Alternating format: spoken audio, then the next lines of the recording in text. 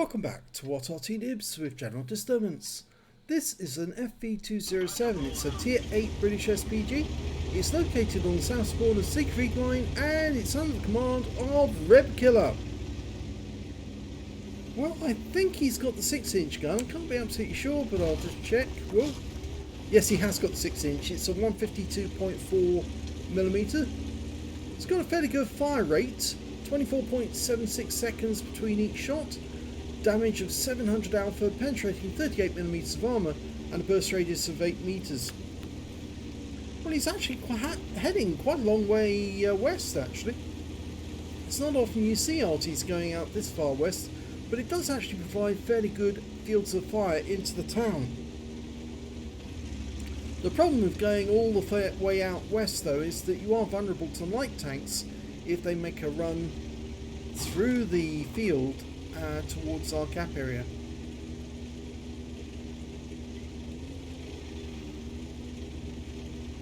It looks like he's going right into the corner, and that might actually provide him with some measure of safety from those enemy light tanks if they were to make a dash through the fields, because there's a ridgeline here and you can just see it there now. He's actually over the ridgeline, and that means that the enemy tanks can't see him unless they get very close.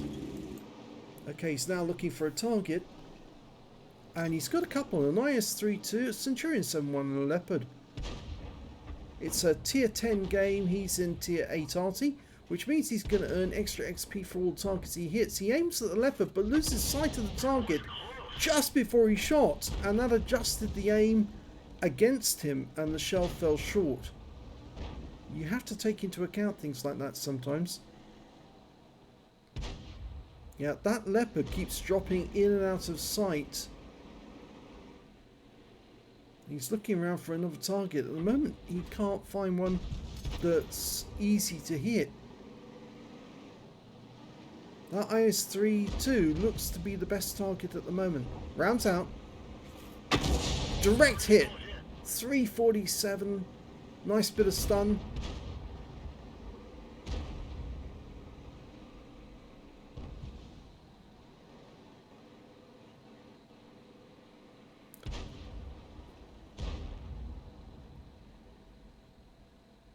There are some drawbacks to being out in the field, and that's sometimes you will find that you won't get targets that can shoot at. And the walls of the city might actually prevent you shooting at some targets.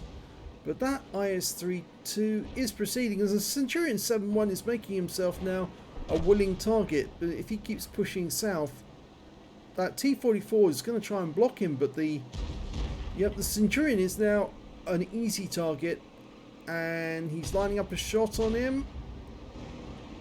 It's gone to battle assistant to make it easier. Rounds out.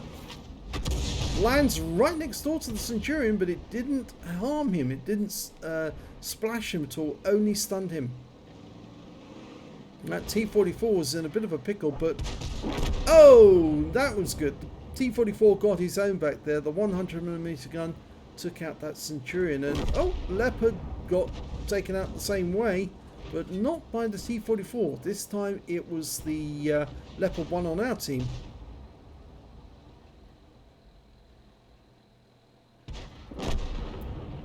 Ouch, that was our T-44 finally going to the Star 1.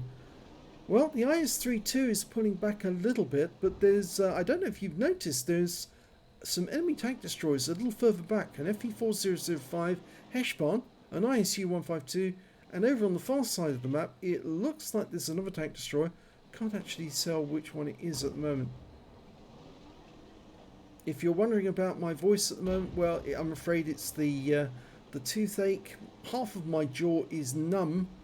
I'm afraid that's not due to any anaesthetic, that's due to the infection, which is being treated with antibiotics at the moment.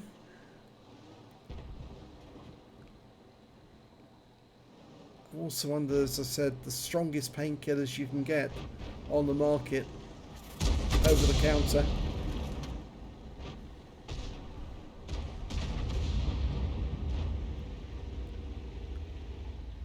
He's looking around for good targets to shoot at. There aren't that many actually, but now the Charioteer's come into view. That's good.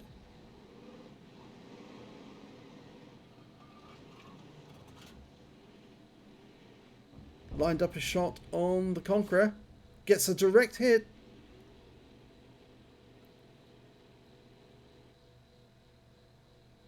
I'd say actually the 6-inch gun on the FV207 is probably the better one, because it's set very similar to the 152mm guns on some other Arty, which of course they use to mark them, and it actually tends to have a very good reload time, which means that you can hit more targets than some other Arty, and that gives you more chance of getting a Confederate. You might not get a high caliber, but you might get at least a Confederate medal out of hitting as many enemy targets as you can. Okay, he's lining up a shot on that star one. Rounds out, and lovely, right behind him. 287 to his rear. He's now being assaulted by the T10, but has got minimal hit points, that T10. But now he's got the T54 behind him as well. And there you go. Unfortunately, we lost the T54 to their Striv 1030. In the town centre, the charioteer and the Striv 1030 are, well, he's in a place where he can be hit. Rounds out on him. Landed where he was, but I'm not sure if he's still there. I suspect that he actually pulled back. We're 2 tanks ahead of the enemy at the moment. Now we've got some tank destroyers in the enemy rear. Scorpion G, and he's found one of the enemy tanks. I think it's the Skoda T50. And we just tried to hit the Cranvon, stunned him. That's Skoda. Yes, he's noticed it. I picked up on it when I saw it and thought, yes, that Skoda's going to be very deadly to the Scorpion, because he's got an autoloader. And, well, he's now fired and he's reloading, so he's unable to help anyone. But if we can put a round into him as he's pulling back, that would be nice. Oh, he stopped and turned, but the shell stuns him anyway. That's unfortunate. But here we've got a double bubble situation, because Striv and the Cranvon's been killed, but we can definitely hit the Striv. And he's decided, no, I don't want anything of that, because it's an M103. If he did hit him, he's going to go down. Rounds out. Here we go. Yes! First kill. And now we've got a Heshbon hiding behind the bunker. And he's very low on hit points. And he's gone. So there's only 5 enemy left now. And they're facing 8 opponents. We're lining up a shot. Rounds out. This looks good. Lands short. That was unfortunate. The Conqueror we hit earlier in the game. It's actually pulled back. He's in the north now. And we've got a Conway sitting up on top of the hill. The FV4004.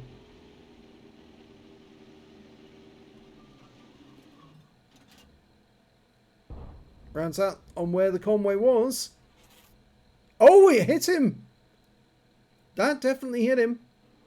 And the Conway's got a very thin skin, so it's a very good chance that he's done a lot of damage there. Okay, Conqueror, but he's the other side of the hill, which makes it difficult to hit him. There's still 5 enemy vehicles out there. There's that Skoda. Can we get a hit? Rounds out on where you think he's going. Oh, very good. Very close. He is a threat to our Borsig at the moment. Okay, there's the Conway. And, oh, it looks like that shot that the RebKillah fired in did actually do some damage, some significant damage. He's lining up a shot on the Skoda. Need to give enough lead on target. Remember, you're a long way away. You're firing from one end of the battlefield to the other. It's nearly 4 seconds flight time between the aim point and the target. Or rather, between the Arty and the target. Rounds out. And the Conway goes down. So he's picked up the stun assist. The ISU 152K's gone. That means there's only 2 enemies now. The Conqueror and a Lorraine 15551. Unfortunately, the Conqueror just killed our M103, but now he's got to face our Conway, and the Conqueror He's more than likely reloading. Oh, he did fire into the Conqueror. And that's another good shot from RebKillah. Unfortunately, the Conway bit off more than he could chew. But the Conqueror is now one shot. And so all RebKillah needs to do is get a shot accurately and spot. He's lining it up. Rounds out. Here we go. Oh, he's pulling back. 169. The enemy Arty's been spotted. The Borsig will deal with him. Yes, he does. Which just means now all we've got is the Conqueror. It's 4 against 1. RebKillah's marked the spot. He fires around in blind. Oh, the Conqueror moved. He's going after the Cranvon. But it's actually the ISU 152K with the BL10 who takes him out of the game, and it's over. So let's have a look at the end of battle stats. Well, first mark of excellence for RebKillah in the FV207. He managed to get a first class tanker out of that game. He also got a Bruiser medal for getting at least 5 critical hits. He got 10, and he got a Confederate medal as well for hitting more of the enemy than anyone else on the team. If we look at team score, you can see he didn't get the highest damage in the game. No, that actually went to the Cranvon on the enemy team with 3,239. He didn't get a high caliber though. The next high scorer was the Borsig with 3,147, and after that the M103 with 2,774. RebKillah managed to get 1,853, which puts him kind of mid-table. When it came to kills though, he actually came joint third, because the highest scorer was the Borsig, the M103 with 3 kills, and the Conway on the enemy team with 3. And then came 2 kills for the Leopard 1 and the Cranvon and Conqueror on the enemy team, and then 1 kill for the Cranvon on our team, RebKillah, the ISU 152K, and so on and so on and so on down the list. Yes, quite a lot of them. When it came to base XP, it was the Borsig who did the best with 1,203, 1,144 to the M103, and then 977 to RebKillah. He fired 18 rounds, got 5 direct hits, no penetration, 16 splash. Damage of 1,853 hit points, all of it at more than 300 meters. Damaged 7 of the enemy, killed 1, and did 2,001 hit points of stun assist of 15 stuns. On a premium count, he earned 29,292 credits, and after a repair and ammunition resupply and consumables, took away 1,978 credits. He received 977 XP, times 2 for the first victory, took away 2,932 experience points altogether. If I sound like I'm mumbling, it's because, as I said, half of my jaw is literally frozen. It's almost like I've been to the dentist already, although I haven't actually seen the dentist yet. In fact, the dentist said they couldn't see me for another week or so because they're so booked up full of appointments. And on top of that, the infection is so widespread in my mouth that literally one half of my jaw is affected, and infected I should say, and that's why it's very difficult to talk. So I probably won't be doing as many replays as I normally do, because it'll be very difficult for me to. It's not painful, but it is difficult to actually talk when you can't speak properly. So, and I think Joe Biden knows the reason why. He has the same problem.